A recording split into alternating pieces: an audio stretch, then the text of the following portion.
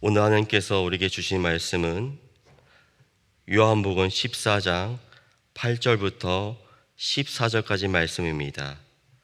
신약 171면에 있습니다. 요한복음 14장 8절부터 14절까지 말씀을 좋아요로 보니 한 절씩 교독하시겠습니다. 마지막 절은 다 함께 읽겠습니다. 제가 먼저 8절 말씀을 읽겠습니다. 빌립이 이르되 주여 아버지를 우리에게 보여 주옵소서. 그리하면 족하겠나이다.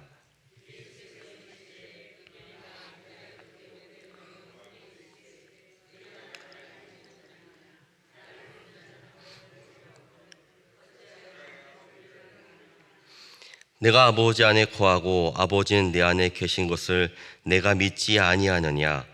내가 너에게 이른 말은 스스로 하는 것이 아니라 아버지께서 내 안에 계셔서 그의 일을 하시는 것이라.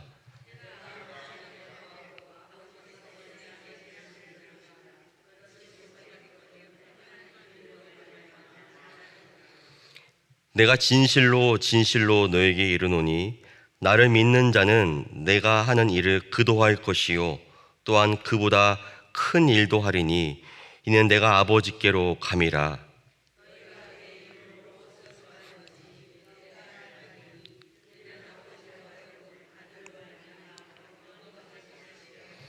다 함께 읽겠습니다. 내 이름으로 무엇인지 내게 구하면 내가 행하리라. 아멘. 몇 년 전에 개봉되었던 이 바울이라는 영화가 있었는데요. 이 바울 영화 속에서 나름 명대사가 있습니다. 그 영화 한 부분에서 이 바울과 로마 간부의 대화가 이어지는데, 이 죽음을 앞두고 있는 바울이 이 로마인 간부에게 이렇게 말을 합니다. 마치 복음 전도 같습니다. 여보시오, 눈앞에 드넓은 바다가 펼쳐진 광경을 한번 상상해 보십시오. 그리고 손을 내밀어서 이 바닷물을 손으로 퍼올려 보십시오. 그 즉시 물은 계속 빠져나가서 손이 텅 비게 됩니다. 그 물이 바로 우리 인간의 생명입니다. 태어나서 죽을 때까지 생명은 끊임없이 빠져나가서 결국에는 텅 비게 됩니다. 그리고 사도 바울이 이렇게 말하죠. 제가 가고자 하는 천국은, 그곳은 손으로 퍼올리지 못한 바닷물과 같습니다. 인간은 손을 빠져나가는 한 줌의 물만 보고 살아갑니다. 하지만 예수 그리스도를 따르는 이들은 끝없는 바다를 보며 사는 존재입니다 라고 하면서 나름 로마인 간부에게 복음을 전합니다. 그렇습니다. 우리 인간의 존재는 뭘까요? 드넓은 바다가 있는데 손바닥으로 한 줌의 물을 뜨면서 마치 그게 전부인 양 자랑하고, 마치 한 줌의 물을 뜨면서 그 물이 다 빠져나가고 있는데 마치 많은 것을 가지고 있는 양 착각하는 존재가 우리 인간의 실존이 아닐까 합니다. 오늘 본문 가운데 그러한 어리석은 존재였던 한 인간, 또한 예수님이 지혜했던 빌립이 예수님께 이렇게 질문합니다. 주여, 아버지를 우리에게 보여주옵소서. 그리하면 족하겠나이다. 이걸 쉽게 표현하자면 이런 것이죠. 예수님 말씀을 이해했습니다. 그럼 예수님 말씀하신 그 아버지 하나님, 그 아버지 하나님을 저희가 보고 싶습니다. 볼 수만 있다면 매우 좋겠습니다. 바랄 것이 없습니다라는 게 오늘 본문의 시작입니다. 빌립은 손바닥으로 한 줌의 물을 떠서 보고 있는 그러한 존재였고, 그 말을 듣고 있던 예수님은 바다를 창조하시고 천지를 창조하신 창조주 하나님이었습니다. 빌립은 예수님 말씀을 온전히 이해할 수 없었던 것이죠. 그러자 빌립의 말을 듣고 있던 예수님께서 이렇게 답하십니다. 빌립아, 내가 이렇게 너희와 오랫동안 함께 있으되 네가 나를 알지 못하느냐? 나를 본 자는 아버지를 보았거늘 어찌하여 아버지를 보이라 하느냐. 이 말이 중요합니다.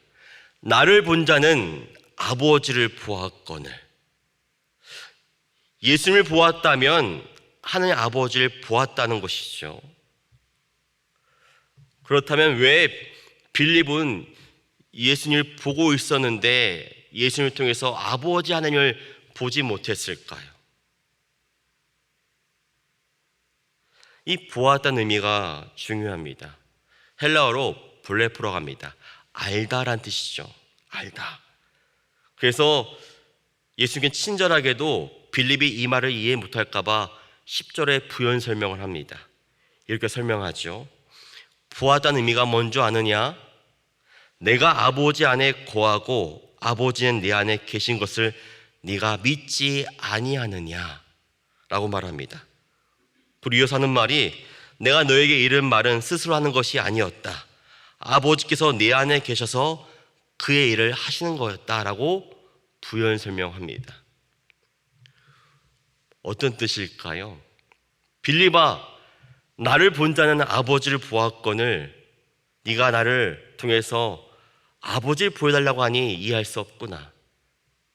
그래서 하는 말이 하나님이 내 안에 거하고 내가 아버지 하나님이 거했으므로 내가 하는 모든 말들, 내가 생각한 모든 생각들, 내가 내뱉었던 모든 사역들, 모든 것, 내가 했던 모든 것들은 나를 위해 했던 것이 아니라 오직 하나님 아버지의 영광을 위해서 했던 모든 사역이었다 말합니다. 그러므로 나를 통해서 네가 나를 분명히 보았다면 내가 하는 모든 것들이 나를 위한 것이 아니라 오직 내가 믿는 아버지 하나님을 위한 것임을 네가 분명히 알았을 텐데 보지 못했구나 라고 하고 있다는 것이죠. 그렇습니다. 예수님께서는 모든 일생을 거쳐서 한 가지 목적밖에 없었습니다. 그게 무엇이냐면 하나님 아버지의 뜻을 온전히 이루는 것이었습니다. 예수님의 삶의 목적은 오직 한 가지였는데 거룩하신 하나님 아버지의 뜻을 이 땅 가운데 펼치는 것이었고 모든 사역을 통해서 하나님 아버지께 영광 드리며 오직 하나님 아버지를 드러내는 게 예수님께서 이 땅에 오신 유일한 목적이었고 유일한 사역의 뜻이었습니다. 그래서 나를 본 자는 아버지를 보았거늘이라고 말씀하고 계신 것이죠. 예수님은 일생 동안 자기 자신 위해 살지 않았습니다. 오직 아버지 하나님의 뜻, 오직 하나님 아버지의 영광, 오직 하나님 나라의 이름, 이걸 위해 살았던 것이죠. 예수님께서 진정한 사역을 시작하기 전에 바로 이 아버지 하나님 뜻을 이루기 위해서 하신 사건이 하나가 있습니다. 그게 뭐였냐면 바로 예수님께서 요단강에서 세례 요한에게 세례를 받으신 사건이었습니다.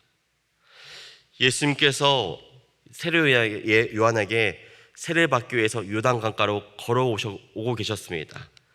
그 모습을 보고 있던 요한이 말립니다. 예수님, 당신이 어찌하여 제게 세례를 받으시려고 합니까? 하면서 이렇게 말하죠. 오히려 제가 당신에게 세례를 받아야 마땅한데 어찌하여 내게로 오시나고 되묻습니다. 그러자 예수님께서 이렇게 말씀하십니다. 이렇게 하는 것이 아버지의 뜻을 이루는 것이니라 하시면서 예수님께서 세례 요한에게 세례를 받으십니다. 성도 여러분, 세례를 받는다는 의미가 뭡니까? 두 가지 의미가 있습니다. 예수님께서 스스로 낮추시고 종의 형체를 취하셨다는 것입니다. 세례는 누가 받아야 됩니까? 바로 죄인들만 받아야 됩니다. 예수님은 죄가 없으셨습니다. 유일하게 의로운 자였습니다. 근데 그 예수님께서 세례를 받으시겠다는 것은 무엇을 의미하냐면 내가 인간들을 위해서 죄인 취급을 받겠다는 선언이었습니다. 그래야만 모든 인간들을 구원할 수 있기에. 그래서 예수님께서는 세례를 받으실 필요가 전혀 없음에도 자처하여 죄인 취급당하며 스스로 낮추어서 종의 형체를 취해서 세례를 받으신 거였죠. 예수님께서 세례를 받으신 후에 그를 보고 있던 하나님께서 이렇게 응답하십니다. 하늘로부터 소리가 있어 말씀하시되 이는 내 사랑하는 아들이요 내 기뻐하는 자라. 여러분, 이 점을 주목해야 됩니다. 예수님은 단지 세례를 받았을 뿐입니다. 어떠한 기적과 어떤 병고침도 아닙니다. 단지 세례 하나를 받았을 뿐인데 하나님께 그 모습을 보시고 하는 말씀이 내 사랑하는 아들이요 내 기뻐하는 자라 칭찬하십니다. 이해할 수 없죠? 보통은 죽은 자를 살리고 병든 자를 고치고 무엇인가 기적을 행한다면 그 모습을 보고 하나님께서 잘했다 칭찬할 것 같은데 그게 아니라 예수님께서 단지 세례를 받으셨을 뿐인데 이는 내 사랑하는 아들이요 내 기뻐하는 자라 칭찬하고 있다는 것입니다. 왜 하나님은 칭찬했을까요? 왜 인정했을까요? 예수님께서 하나님 아버지의 뜻을 이루기 위해서, 그 뜻은 무엇이었죠? 모든 인간을 구원하기 위해서 대속의 죽음을 허락하신 그 뜻, 바로 예수님께는 세례를 받으시면서 이렇게 고백하고 있는 것이죠. 나는 아버지의 뜻을 이루러 왔다. 그 아버지의 뜻은 무엇이냐면 모든 인간을 구원하기 위해서 내가 대신하여 모든 죄를 십자가에서 고통당하며 죽임당하며 대속해 주겠다라는 마음으로 세례를 받고 계신 거였습니다. 그래서 하나님께서는 그 예수님께서 아버지 하나님의 뜻을 이루기 위한 그 장면을 보시면서 내 사랑하는 아들이요 내 기뻐하는 자라 칭찬하고 있다는 것입니다. 우리는 이 점에서 가끔 착각을 합니다. 우리가 무엇인가를 행하면, 무엇인가를 내가 이루면 하나님께서 칭찬해 줄 거라 생각합니다. 아닙니다. 하나님은 어떠할 때 칭찬하시냐면, 어떠할 때 인정하시냐면 내가 살면서 보이지 않는 하나님께 그 아버지 하나님 뜻을 이루기 위해서 온전히 순종할 때, 사람들은 그 뜻을 모를지라도, 사람들이 그것을 인정하지 않을지라도 하나님만이 인정한다면 그 아버지 하나님의 뜻을 이루기 위해서 온전히 순종하는 그 삶, 바로 그 삶을 보고 하나님께 칭찬해 준다는 것이죠. 여러분, 예수님의 일생의 기도 제목이 있었다면 오직 한 가지였습니다. 아버지 하나님 뜻을 이루는 것, 오직 아버지 하나님께 영광 돌리는 것.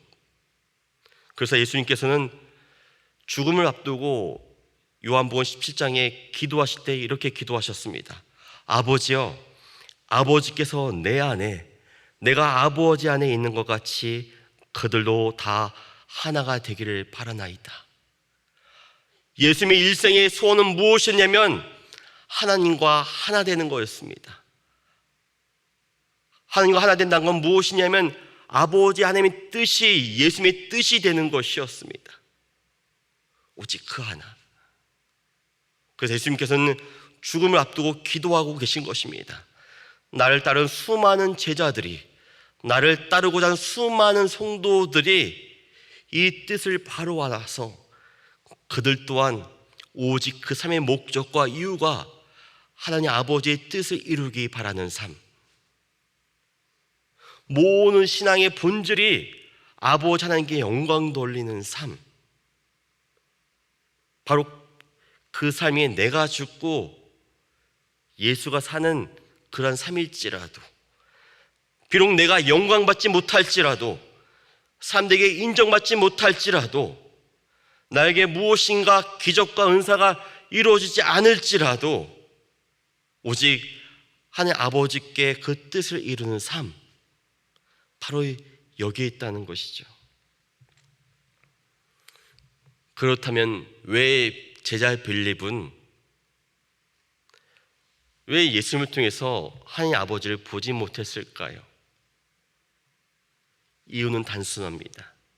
아마 제자 빌립은 예수님의 능력을 꿈꿨습니다. 내가 제자가 된다면 예수님이 행하신 기적과 은사 나에게 이양되겠지. 나 또한 예수님처럼 만인에게 칭찬받으며 내가 가는 곳마다 기적과 무엇인가 이루어지겠지. 그것을 꿈꿨던 것이죠. 빌립은 예수님을 바란 것이 아니라 예수님의 능력을 바랬던 것입니다. 우리는 여전히 하나님께 기도하죠. 하나님 만나길 사모합니다. 주의 음성 듣기를 간절히 사모합니다. 근데 왜 우리는 여전히 그 아버지 하나님이 보이지 않을까요? 왜 여전히 기도하는데 아버지 하나님의 음성이 들리지 않을까요? 그건 여전히 빌립처럼 우리 또한 예수님의 능력만을 구하고 있기 때문에 그렇다는 것입니다.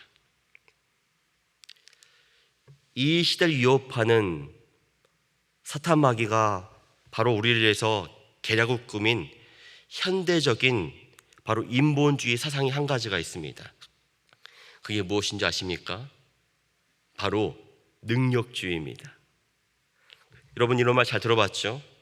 마인드 컨트롤. 어떻게 나의 마음을 잘 컨트롤해라. 이 컨트롤 안 되니까 어떻게 합니까? 명상을 합니다. 절에 들어가서 이렇게 명상을 하죠. 다 뭡니까? 자신이 그 마음을 잘 컨트롤해서 자기의 능력을 배가시키기 위한 겁니다. 또 뭐가 있죠? 포지티브 띵킹이라고 있죠. 긍정적인 사고. 그래서 조엘 오스틴의 긍정의 힘이라는 책이 오래전에 이 베스트셀러가 된 적이 있습니다. 어떤 의미입니까? 긍정적인 사고를 하면 우리에게 복이 온다. 긍정적인 사고를 하면 우리에게 복이 주어진다는 게 바로 인본주의 사상, 능력주의입니다. 얼핏 보면 맞는 것 같습니다. 그래서 사탄이 꾸민 흉계인 겁니다. 여러분, 백날 마인드 컨트롤 해보십시오. 백날 긍정적인 사고를 해보십시오. 됩니까? 되지 않죠. 이 모든 것의 공통점은 한 가지입니다. 이렇게 함으로 자신을 드러내고 자신을 증명하고 자신을 자랑하는 삶이 되고 싶은 겁니다. 여기에는 하나님이 없습니다. 예수님께서는 마인드 컨트롤 하지 않았습니다. 예수님께서는 긍정적인 사고를 하신 적이 없습니다. 모든 것을 아버지 하나님께 가져와서 아버지 하나님의 뜻을 이루기자 몸부림쳤다는 것이죠. 그러므로 믿음이란 무엇이냐면 나를 증명하는 게 아닙니다. 왜 우리는 능력을 갖고 싶을까요? 왜 예수님께 능력을 달라고 기도할까요? 사실 그게 필요가 없는데, 그렇죠? 왜 능력을 달라고 기도할까요? 그 능력을 통해서 나를 증명하고 싶으니까, 그 능력을 통해서 나를 드러내고 싶으니까. 거기에는 하나님이 없다는 것이죠. 우리는 그렇게 능력을 추구하다 보면 우리의 신앙은 변질되어 버립니다. 한번 생각해 볼까요? 예수님께서는 중풍병자를 고쳤습니다. 예수님께서는 말씀 한마디로 파도를 잠잠케 하셨습니다. 예수님께서는 죽은 나사로를 다시 살리셨습니다. 우리는 이 기적을 보면서 우아합니다. 대단하다. 능력이구나. 그래서 예수님께서 예루살렘에 입성할 때 많은 사람들이 이렇게 칭송했죠. 호산나, 호산나, 우리 왕이시오. 왜 그렇게 불렀을까요? 능력을 행하시는 분이시니까요. 그 능력자가 우리의 왕이 되시니까 호산나 호산나 부르는 것이죠. 만약에 예수님께서 그 기적이 유일한 목적이었다면 그 기적은 모순이 있습니다. 예를 들어서 예수님께서 그 중풍병자를 고치게 되었습니다. 중풍병에서 고침을 받게 되었죠. 그럼 이 사람이 살면서 그 어떠한 병에도 걸리지 않을까요? 걸리게 됩니다. 또한 예수님께서 바로 죽은 나사로를 다시 살리셨습니다.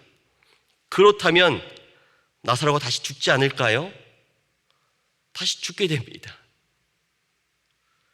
그러니까 예수님께서 행하신 기적의 목적은 기적 그 자체에 있는 게 아니라 무엇이면 기적을 행하는 주체, 예수님이 아니요 아버지 하나님의 은혜로 말미암아 거룩하신 아버지 하나님의 은혜 가운데 이 기적이 이루어지고 있음을 보라는 것입니다.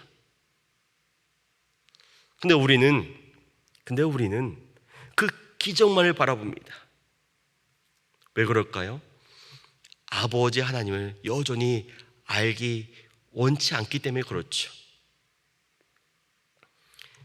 예수님 또한 수많은 기적을 행하셨지만 십자가에서 죽임을 당하셨습니다. 호산나 외쳤던 많은 사람들이 등을 돌려서 조롱하며 비아냥거리며 돌을 던지며 욕했습니다. 당신이 하나님의 왕이라면서 당신의 생명 구할 수 없더냐 조롱했죠. 우리가 왜 신앙생활에서 신앙 가운데 우울하며 왜 패배하고 있을까요?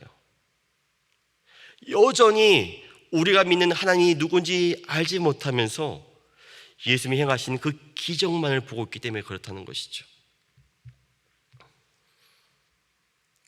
하나님이 누군지 아셔야 됩니다. 하나님 무엇을 원하시는지 우리 마음속에 깊이 알아야 됩니다. 이 말씀을 묵상하면서 이 하나님이 본다는 게 과연 뭘까라고 한번 깊이 고민하게 되었습니다. 그러다가 출애굽기 이 33장을 보게 되었는데 떠오르게 되었습니다. 이 출애굽기 33장에 보면 바로 성막에서 모세와 이 하나님과 나누는 대화가 등장하는데요. 모세가 말합니다. 하나님, 내가 이 많은 백성들을 제가 끌고 갈 수 있는 힘이 없습니다. 저에게 좀 하나님을 보여주십시오. 그리고 저에게 주님의 계획을 가르쳐 주십시오 라고 간절히 기도하죠. 그래서 하나님께서 이렇게 말씀하시죠. 모세야, 내가 네 이름으로도 너를 알아. 이 대단한 영광 아닙니까? 천지를 창조하신 그 하나님께서 한간 미물인 모세의 이름을 기억하고 있다는 것이죠. 그러자 모세가 이렇게 말합니다. 하나님, 저에게 주의 영광을 보여주시옵소서 라고 말하죠. 그러자 하나님께 이렇게 말씀하십니다. 모세야, 내가 너와 함께한다 라고 말하고 이렇게 부연 설명합니다. 하나님께서 모세와 대화를 나누는데 마치 그 장면이 하나님께서 자기 친구에게 말하듯 하나님께서 모세와 마주하면서 친밀하게 말하고 있다는 것이죠. 마치 얼굴과 얼굴을 대면하면서 말이죠. 바로 이 대화가 끝나자마자 하나님은 모세에게 주의 영광을 보여줍니다. 그런데 단 조건이 있습니다. 모세가 하나님의 얼굴을 보면 죽을까 봐 하나님께서 손바닥으로 모세를 가리십니다. 바위 틈에 놓고 모세에게 보지 못하도록 가리시고 지나가십니다. 주의 영광을 보여주시는 것이죠. 그리고 마지막에 이렇게 말씀하십니다. 네가 내 얼굴은 보지 못한다. 그러나 내 등은 볼 것이다. 내 등은 보는데 네가 내 얼굴은 보지 못할 것이다 말합니다. 저는 사실 이 말씀을 좀 이해하기 어렵습니다. 왜냐하면 그 전까지 성막에서 대화할 때는 어떻게 표현했냐면 마치 하나님이 모세에게 친구를 대하듯이 얼굴과 얼굴로 마주보며 얘기하고 있다고 분명히 말씀하셨습니다. 그런데 주의 영광을 보여주겠다는 그 모습 속에서는 오히려 모세에게 하나님의 얼굴을 가리십니다. 이유는 있죠. 거룩하신 하나님을 보면 죽으니까요. 그런데 하나님께서 모세에게 등을 보여주신 목적은 그래야만 모세가 하나님이 누군지를 바로 볼 수 있기 때문에 오히려 등을 보여주신 거라고 생각합니다. 예를 들어서 이번에 명절에 홀로 계신 아버지를 보고 왔습니다. 저에게 어릴 때 아버지는 약간 슈퍼맨이었습니다. 막 등치도 좋으시고 뭐든지 할 것 같고 아버지는 되게 상 같은 존재였죠. 그런데 시간이 지나서 보니까 아버지가 앞에 걸어가시는데 이 아버지의 모습이 너무 왜소해 보이는 겁니다. 키가 더 줄으신 것 같습니다. 몸도 더 왜소해진 것 같습니다. 그때 드는 생각이 뭐였냐면 내가 알고 있던 아버지가 이렇게 왜소했나? 참 왜 이렇게 가엾지? 그런 생각이 보였습니다. 자세히 보고 있으니까 아버지의 등에 있는 아버지의 외로움과 고독과 수많은 세월간에 녹여진 아픔들이 보이기 시작했습니다. 그때 알았습니다. 등을 봐야만 한 인간의 실존을 볼 수 있는 거구나. 우리는 늘 화장을 하고 멋지게 꾸며서 서로 얼굴을 보면서 서로를 인사합니다. 맞지 않은 것 같죠? 아닙니다. 여러분, 등을 바라봐야 됩니다. 얼굴은 속일 수 있는데, 슬퍼도 웃을 수 있는데 등은 속일 수가 없죠. 등은 꾸밀 수가 없습니다. 하나님은 모세에게 왜 등을 보여주냐면 많은 사람들은 나에게 능력을 달라고 구한다. 나의 얼굴을 바라보면서 능력을 구하고 이적을 구한다. 근데 그게 진짜 내가 아니다. 나를 진정 보고 싶다면 나의 등을 볼 줄 아는 자가 되어야 된다. 바로 하나님의 등이 무엇이었습니까? 신약에 예수님께서 바로 십자가를 메고 가신 그 등이었습니다. 예표적인 의미였던 것이죠. 사람들은 예수님께 호산나 외쳤습니다. 예수의 능력을 보고 호산나 외쳤습니다. 근데 예수님을 진짜 본 게 아니었던 것이죠. 예수님의 진정을 보려면 예수님이 바로 지고 가신 그 십자가를 볼 수 있는 그 눈이 있어야만 예수님이 누군지 알 수 있게 된다는 것이죠. 우리는 하나님의 등을 보고 있는 존재일까요? 빌립은 여전히 아버지 하나님이 어떤 분인지 알 수가 없었던 것이죠. 알 수가요. 바라기는 이 하나님의 등을 보시기 바랍니다. 하나님의 등을 통해서 하나님이 어떤 분인지를 바로 알기를 바랍니다. 오늘 본문 가운데 예수님께서 이렇게 말씀하시죠. 제자들에게 나를 믿는 자는 나보다 더 큰 일을 하리라. 더 큰 일을 하리라. 그게 무엇일까요? 더 큰 일. 이 말씀을 나누다가 어느 날 딸아이가 저에게 질문을 합니다. 이게 머리가 커지니까 질문이 많아진 것 같습니다. 뭐라고 하냐면 아빠, 사후세계가 있어? 아빠는 가봤어? 아니, 안 가봤지. 근데 어떻게 알아? 천국과 지옥에 있는 줄? 증명해줘봐. 여러 가지 설명을 막 했습니다. 근데 애가 고개를 약간 갸우뚱거리는 겁니다. 이 답답하더라고요. 그래서 제가 이렇게 말했습니다. 야, 아빠를 봐봐. 예수님이 안 보여? 뭐라고 했을까요? 글쎄, 여러분, 예수님께서 이렇게 말씀하시죠. 나를 본 자는 아버지를 보았거늘, 나를 본 자는 아버지를 보았거늘. 더 큰 일이 뭘까요? 너를 통해서 예수님이 보여져 된다. 너의 삶과 너의 모든 인격과 너의 모든 걸 통해서 네가 보이는 것이 아니라 예수 그리스도가 보여야 된다. 이게 큰 일이라는 것이죠. 무엇을 하는 게 큰 일이 아닙니다. 행위가 아닙니다. 우리의 존재를 통해서, 나를 통해서 예수님이 보이는 삶, 이게 큰 일이라는 것이죠. 우리 힘으로 할 수 없습니다. 성령께서 도와주십니다. 바로 우리를 이를 도와주기 위해서 예수님께서 십자가의 죽음을 당하셨고, 바로 진리의 성령 보혜사를 이 땅에 보내주신 것이죠. 우리가 그 하나님께만 온전히 붙어 있다면, 그 하나님께 늘 엎드려 있다면, 우리 기도가 아버지 하나님 뜻을 구하는 기도가 있다면, 나를 통해 예수 그리스도가 보이는 큰 일이 이루어지는 것이죠. 여러분, 명절 기간 동안 여러분은 여러분의 가족들에게 무엇을 보여줬습니까? 혹시 화내셨습니까?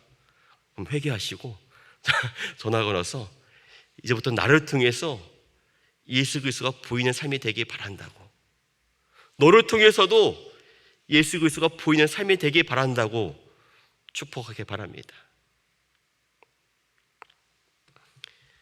바울의 영화의 마지막 부분에 보면 이런 대사가 등장합니다. 누가와 사도 바울이 마지막에 죽음을 앞두고 대화를 하는데, 누가가 볼멘 소리를 합니다. 사도 바울이여, 예수 믿는 자들이 콜로세움에서 죽임을 당하고 있는데 로마인들이 웃고 있습니다. 본인들이 승리한 것처럼 환호를 부르고 있습니다 라고 말하자, 사도 바울이 이렇게 말합니다. 그래? 그러면 바로 천국 고향에서 천사들이 환호하겠군.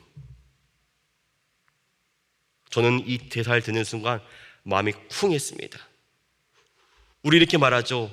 이렇게 생각합니다. 하나님, 우리의 승리는 무엇입니까? 왜 콜로세움의 죽음을 당할 때 그 믿는 자를 구원해주지 않는 것입니까? 외면하셨습니까? 라고 말합니다. 우리가 진 것 같죠? 우리가 패배한 것 같습니다. 그런데 하나님께서는 내 사랑하는 아들이요 내 기뻐하는 자라 칭찬하고 있다는 것입니다. 왜 그럴까요? 인간들이 보기에는 패배한 것 같지만 하나님 보시기에는 그들이 아버지 하나님 뜻을 온전히 이루었기 때문에, 그래서 천국에서 환호하고 있다는 것입니다. 왜 우리가 신앙생활하면서 큰 일이 일어나지 않을까요? 왜 신앙생활하면서 우리에게 큰 기쁨이 없을까요? 왜 이렇게 힘이 없을까요? 우리가 추구하는 믿음의 본질이 어긋나 있기 때문에 그렇습니다. 만약에 우리 삶이 아버지 하나님 뜻을 이루게 하려고 기도하고 있다면, 우리의 모든 삶이 내가 아니라 오직 하나님을 증명하기 위해서 하나님의 미랄이 되고자 노력하고 있다면, 그것이 기쁨이요 자랑이 되기 때문에 그렇다는 것입니다. 하나님 말씀하십니다. 나를 믿는 자는 그보다 큰 일도 하리라. 바로 그분이 그 일을 감당하는 자, 저와 여러분이 되길 간절히 바랍니다. 함께 기도하시겠습니다. 하늘에 계신 우리 아버지여, 이름이 거룩히 여김을 받으시오며 나라에 임하옵시며 뜻이 하늘에서 이룬 것 같이 땅에서도 이루어지이다. 오늘날 우리에게 일용할 양식을 주옵시고, 우리가 우리에게 죄 지은 자를 사하여 준 것 같이 우리의 죄를 사하여 주옵시고, 우리를 시험에 들게 하지 마옵시고 다만 악에서 구하옵소서. 대개 나라와 권세와 영광이 아버지께 영원히 있사옵나이다. 아멘.